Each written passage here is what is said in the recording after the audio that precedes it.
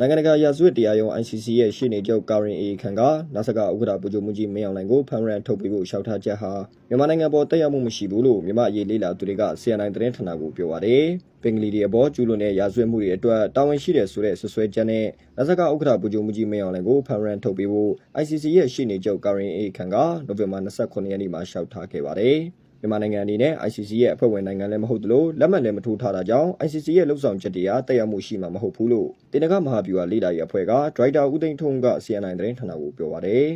မြန်မာဒီနံပါတ်1က ICC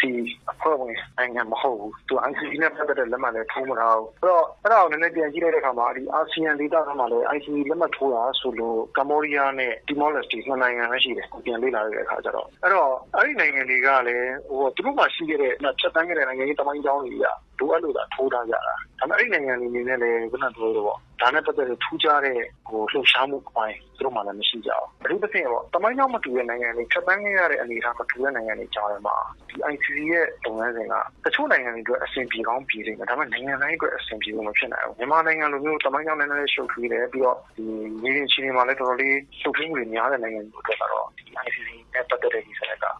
ကိုယ့်အတွက်ကတော့အလုပ်ရှုပ်တာပြီးတဲ့တစ်ခုလောက်ပဲဖြစ်လိမ့်မယ်အဲ့တော့မြန်မာနိုင်ငံအနေနဲ့လက်မှတ်လည်းထိုးမထားဘူးအဖွဲ့ဝင်အနေနဲ့ဖြတ်ထားတဲ့အတွက်ကြောင့်သူ့ဘာသူဘယ်လိုပဲအပြင်ကသူတို့ဘယ်လိုပဲလှုပ်ဆောင်ချက်တွေလုပ်နေပါစေဘာအရောက်မှုမှလည်းမြန်မာနိုင်ငံမှာဖြစ်လာမှာမဟုတ်ပါဘူး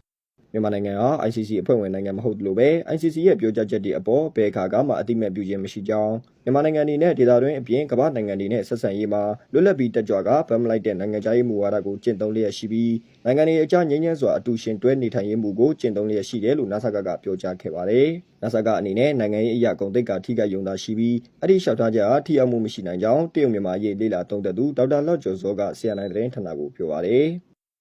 မရှိနိုင်ပါဘူးဗျာဒီ ICC ကထုတ်တာလည်းများလာနေပါပြီနိုင်ငံရေးရဂုံတိတ်ခါအရာ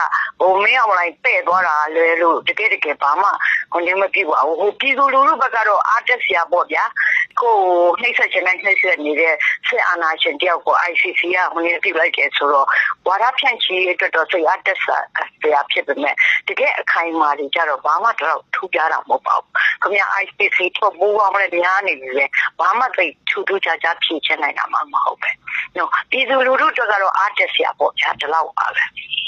မကြည့်ရပါဘူးနာဆကဥက္ကဋ္ဌဗိုလ်ချုပ်မှုကြီးမင်းအောင်လှိုင်ကို ICC ကဖမ်းရန်ထုတ်ဖို့ ICC ရှေ့နေချုပ်ရဲ့လျှောက်ထားချက်ကိုကြိုဆိုတယ်လို့အမျိုးသားညီညွတ်ရေးအစိုးရ NUG